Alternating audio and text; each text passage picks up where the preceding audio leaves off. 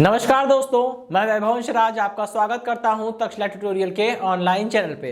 दोस्तों, हम लोग बात कर रहे थे क्लास 12 के फिजिक्स के चैप्टर नंबर 9 के बारे में, जिसका नाम था किरण प्रकाशिकी एवं प्रकाशिकी यंत्र। इसमें दोस्तों हम लोग काफी कुछ पढ़ चुके थे। हम लोगों ने लेक्चर 9.9 तक कंप्लीट कर लिया था। आज हम लोग बात करेंगे लेक्चर 9.10 के बारे में। तो दोस्तों, आज के सेशन का जो हमारा टॉपिक है वो है उत्तल गोलीय पृष्ठ पर अपवर्तन का सूत्र, यानी कि formula for refraction on spherically concave surface. ठीक है दोस्तों, यहां जो कॉन्वेक्स सरफेस है, कॉन्वेक्स सरफेस का मतलब होता है उत्तल गोलीय पृष्ठ। ठीक है, कॉन्वेक्स का मतलब ही उत्तल होता है। ठीक, हमने आपको बताया था कि जैसे प्रकाश बाईं ओर से दाईं ओर गिरे और किसी भी पृष्ठ पर जब गिरे तो उसको अगर उभरी हुई सतह देखने को मिले तो समझ लीजिएगा वो उत्तल है।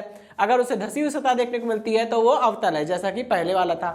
ठीक, अभी देखिए क्या है, प्रकाश अगर बाईं ओर से आएगा तो उसको जो सतह मिलेगी वो कैसी होगी, वो उभरी हुई होगी। ठीक है, क्योंकि प्रकाश बाईं ओर से आएगा तो उसको उभरी हुई सतह सामने पड़ेगी, तो ये उत्तल सतह हो गई। ठीक है, उत्तल पृष्ठ हो गया। इसका उल्टा जैसे पहले वाले केस में था, जब प्रकाश बाईं ओर से आया था, अगर उसे धसी हुई सतह मिलेगी तो वो अवतल पृष्ठ कहलाएगा। ठीक है, चलिए तो दोस्तों अभी दोस्तों हमको वही काम करना है जो हमने पहले वाले सेशन में किया था। ठीक है, इसमें देखिए यहाँ पे ये जो उत्तल पृष्ठ बनाया है, हमने मान लिया है ये कैसा माध्यम है, ये सघन माध्यम है। ठीक है भाई, और ये सघन माध्यम है। आपको पता है प्रकाश किरण जो है, अच्छा ये सघन हो गया, बाहर वाला माध्यम विरल हो गया। ठीक है भाई, अच्छा दोस्तों आपको पता है कि प्रकाश किरण जो है वो विरल माध्यम से निकलकर सघन माध्यम में जा रही है। तो जिस माध्यम में प्रकाश किरण जाती है वो माध्यम दूसरा माध्यम होता है, और जिस माध्यम से निकल रही होती है वो पहला माध्यम होता है। तो सघन माध्यम दूसरा माध्यम है, इसका अपवर्तनांक हो गया n2। पहला माध्यम विरल माध्यम है, इसका अपवर्तनांक हो गया n1। ठीक है भाई, अच्छा अभी देखिए यहां पे हम कर क्या रहे हैं, हमने क्या किया हुआ है, हमने सबसे पहले तो इसके बाद जो हमको थ्योरी लिखनी है वो हमको कोई याद नहीं करनी है, कोई रटनी नहीं है, बस इसमें जो जो दिख रहा है वही वही हम लोग बोल देंगे। ठीक है, सबसे पहले लिखेंगे माना SP S' एक उत्तल गोलीय पृष्ठ है। ठीक है, इस उत्तल गोलीय पृष्ठ के मध्य बिंदु P को हम लोग पृष्ठ का ध्रुव बोलते हैं। ठीक है, इस बिंदु P यानी कि ध्रुव से होकर गुजरने वाली क्षैतिज रेखा को हम लोग क्या बोलते हैं, मुख्य अक्ष। ठीक, माना मुख्य अक्ष के किसी बिंदु मुख्य अक्ष पर बिंदु P से -u दूरी पर स्थित कोई बिंदु P है। यह बिंदु वस्तु P जो है पॉइंट ऑब्जेक्ट है। ठीक है, इससे निकलने वाली प्रकाश किरण जो है वो पृष्ठ के किसी बिंदु n पर आपतित होती है। ठीक, अब हमने क्या किया है, बिंदु n पर अभिलंब खींचना है, क्योंकि बिंदु n क्या हो गया, आपतन बिंदु हो गया। ठीक है, हमने आपको बताया था कि पृष्ठ के किसी भी बिंदु पर अभिलंब खींचने के सबसे आसान तरीका होता है कि उस बिंदु को आप वक्रता केंद्र से मिला दीजिए।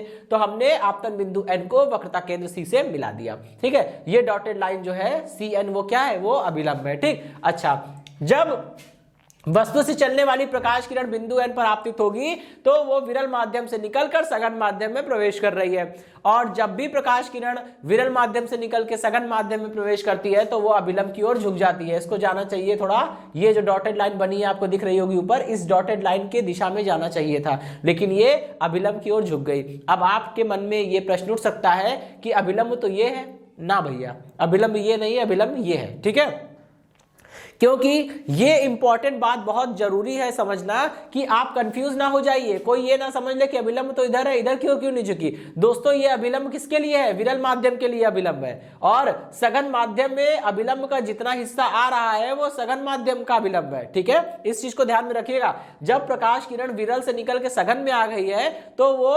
सघन माध्यम में जो अभिलंब है उधर की ओर झुकेगी, ना कि विरल माध्यम के अभिलंब की ओर। ठीक है, यहाँ पे देखिए ये इतना हिस्सा जो है वो विरल माध्यम में आ रहा है, तो इसको हम यहाँ पे नहीं देखेंगे, हम अपना सघन माध्यम के अंदर जितना अभिलंब का हिस्सा आ रहा है हम उसको देखेंगे। ठीक है, तो सघन माध्यम में इतना अभिलंब का हिस्सा आ रहा है तो ये प्रकाश किरण इस वाले अभिलंब की ओर झुकेगी, थोड़ा सा बेंड हो गई। ठीक है, अच्छा बिंदु O से दूसरी प्रकाश किरण निकलेगी, वो ध्रुव से होकर जाएगी, वक्रता केंद्र से होकर जाएगी और बिल्कुल सीधे निकल जाएगी। ठीक है, ये हो गई दूसरी प्रकाश किरण। अच्छा अब दोनों अपवर्ती किरण कहीं भी एक दूसरे को कट नहीं करेगी, और जब तक दो अपवर्ती किरण एक दूसरे को कट नहीं करेगी तो प्रतिबिंब कैसे बनेगा।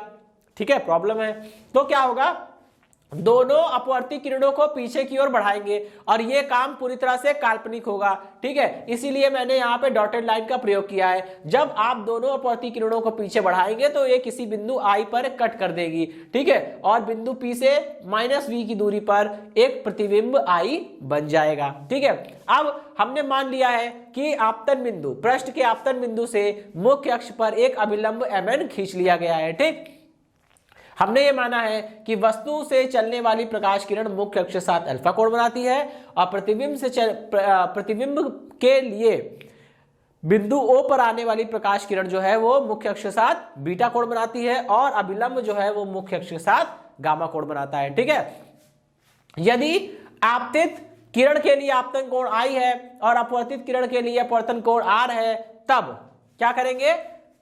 अगर ये पहला माध्यम हम वायु मान ले, दूसरे माध्यम को हम कांच मान ले, क्योंकि वायु विरल हो जाएगी, कांच सघन हो जाएगा। ठीक है, यदि पहले माध्यम को वायु, दूसरे माध्यम को कांच मान ले तो वायु कांच अंतरापृष्ठ के लिए स्नेल के नियम से डेरिवेशन स्टार्ट करते हैं। ठीक है, वायु कांच अभिलंब के लिए स्नेल के नियम से लिखिए भाई। स्नेल का नियम क्या होता है दोस्तों? साइन I अपॉन में sine R is equal to कितना होता है? n2 अपॉन में n1। ठीक है, इक्वेशन नंबर 1 हो गई भाई। ठीक है, लेकिन यदि वही बात है जो मैंने पहले वाले डेरिवेशन में कही थी, यदि I आपतन कोण I और अपवर्तन कोण R का मान अत्यंत सूक्ष्म हो, ठीक है, और उसे रेडियन में नापा जाए, तब हम लोग साइन थीटा को थीटा लिख सकते हैं। इसका मतलब अगर एंगल काफी छोटे हैं तो साइन I को हम लोग I लिख सकते हैं, एवं क्या कर सकते हैं हम लोग? साइन R को क्या कर सकते हैं हम लोग? लगभग R के बराबर लिख सकते हैं। ठीक है, अब इसके बाद हम लोग लिखेंगे समीकरण 1 से। समीकरण 1 को वापस बुलाइए। I की जगह, साइन I की जगह केवल I लिखेंगे, साइन R की जगह केवल R लिखेंगे और ये हो जाएगा n2 अपॉन में n1। यहां से इसको सॉल्व करिए, कितना होगा? n1 I is equal to n2 R, equation number 2।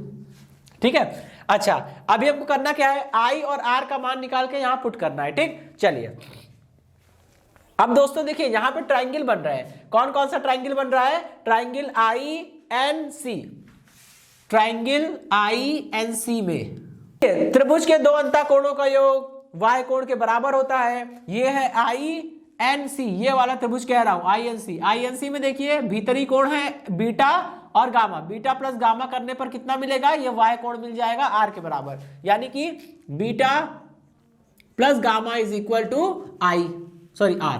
Beta plus gamma is, हाँ, beta plus gamma is equal to R। ठीक है, ये क्वेश्चन नंबर 3 हो गई भाई। ठीक, अब हम लोग क्या करेंगे?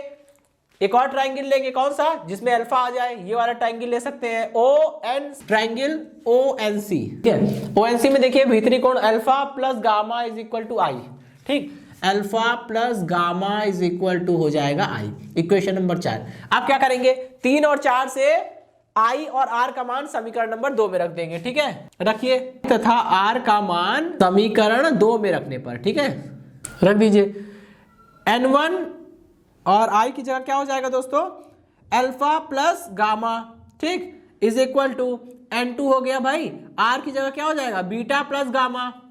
अच्छा, ये हो गई हमारी क्वेश्चन नंबर 5। ठीक, अब देखिए दोस्तों, अगर हम ये जो आपतन बिंदु से मुख्य अक्ष पर जो अभिलंब खींचा गया है, जो लंब खींचा गया है, इस लंब की हाइट अगर हम h मान ले तो आइए अब हमको क्या करना है? अल्फा बीटा और गामा का मान निकालना है, जैसे हमने पहले किया था। ठीक है, तो वही काम करने जा रहे हैं। एक ट्राइंगल लेंगे, कौन सा? Triangle INM, triangle INM। इसमें लगाएंगे दोस्तों हम लोग tan। ठीक है, इसमें हम लोग tan अप्लाई करेंगे। जैसे ही हम लोग इसमें लगाएंगे tan बीटा, इसका मान लगभग बीटा के बराबर है। ठीक है, tan beta approximately equal to beta. और ऐसा क्यों कह रहे हैं? अगर अल्फा बीटा गामा ये सारे अत्यंत सूक्ष्म कोण होंगे, ये सारे बहुत छोटे कोण होंगे, तो tan बीटा को हम बीटा मान सकते हैं। तो tan बीटा लगभग बराबर है बीटा के। वो किसके बराबर होगा? tan जो होता है वो लंब बटे आधार होता है। लंब कितना है? NM। ठीक है, ये हो जाएगा NM अपॉन में आधार कितना है? IM, ये हो जाएगा IM। दोस्तों m और p काफी हद तक एक दूसरे के नजदीक है, तो i से लेके m तक की जो दूरी होगी वो लगभग बराबर होगी i से p तक की दूरी के। तो हम यहाँ क्या करेंगे, यहाँ पे हम nm की जगह, nm तो अपनी जगह पे रहेगा, लेकिन im की जगह पे हम लोग ip लिख सकते हैं, क्योंकि i से m तक की जितनी दूरी होगी लगभग उतनी ही दूरी i से p तक की होगी, क्योंकि बिंदु p और बिंदु m आपस में काफी पास में है। ठीक है, चलिए, तो ये हो गई हमारी क्वेश्चन नंबर 6। अच्छा भाई, इतनी बात समझ आ गई। अब हमें बीटा तो मिल गया, अल्फा चाहिए, क्या करेंगे, ट्राइंगल ले लीजिए ONM। ठीक है, यहां लिखता हूं ट्राइंगल ONM में, चलिए उधर लिख देता हूं। ठीक है, ट्राइंगल ONM में, ठीक, इसमें लगाएंगे tan, ये कौन सा एंगल मिल रहा है, alpha, tan alpha approximately equal to alpha is equal to लंब बटे आधार, दैट इज NM अपॉन में OM। ठीक है, OM, और OM जो है वो करीब करीब OP के बराबर होगा, तो NM अपॉन में OP। ठीक है भाई, इक्वेशन नंबर 7। अब हम लोग क्या करेंगे, एक और ट्राइंगल लेंगे, ठीक, और वो ट्राइंगल कौन सा होगा, CNM। ट्राइंगल CNM में लगाइए जरा tan गामा। ठीक है, tan gamma approximately equal to gamma. ठीक है, और ये किसके बराबर हो जाएगा, ये हो जाएगा NM अपॉन CM। ठीक है, जो कि बराबर हो जाएगा NM अपॉन में CP के। ठीक है, क्वेश्चन नंबर 8 हो गई। अब करना कुछ नहीं है, अल्फा बीटा गामा इन तीनों का मान समीकरण 5 में रखना है। दोस्तों, अल्फा बीटा और गामा का जो मान निकाला था वो हम यहाँ पे पुट कर देंगे। ठीक है, चलिए, अब n1 अपनी जगह पे रहेगा। ठीक है, अल्फा की जगह पे हम लोग रखेंगे tan अल्फा बराबर क्या है, NM अपॉन में OP। ठीक है, प्लस गामा की वैल्यू कितनी है, NM अपॉन में CP, NM अपॉन में CP is equal to N1 N2 हो गया। ठीक है, बीटा की जगह क्या होगा, बीटा की वैल्यू है NM अपॉन में IP प्लस गामा की वैल्यू NM अपॉन में CP। ठीक है भाई, NM कैंसिल हो गया। ठीक है, कितना बचेगा, N1 अपॉन ब्रैकेट में 1 upon OP plus 1 upon CP।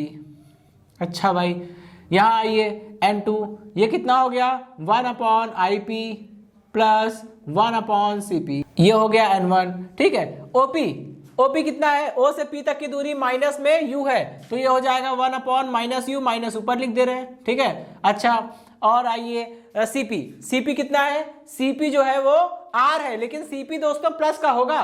ठीक है, कैसे समझिए, सारी दूरियां ध्रुव से नापते हैं, जब आप P से लेके C तक की दूरी नापेंगे तो आपको P से चलकर C पर जाना होगा, और P से C की ओर जा रहे हैं, इसका मतलब आप बाएं से दाईं ओर चल रहे हैं, और प्रकाश भी बाएं से दाईं ओर चलता है, आप प्रकाश की दिशा में चल रहे हैं, तो ये दूरी पॉजिटिव हो जाएगी। ठीक है, तो यहाँ पे CP की वैल्यू पॉजिटिव होगी 1 अपॉन R। अच्छा भाई, N2 हो गया। IP की वैल्यू कितनी है, IP की वैल्यू माइनस V है, माइनस में 1 अपॉन V, माइनस ऊपर लिख दिया। ठीक है, CP अपना प्लस का R हो जाएगा, अंदर मल्टीप्लाई करना है केवल, कितना हो जाएगा N1।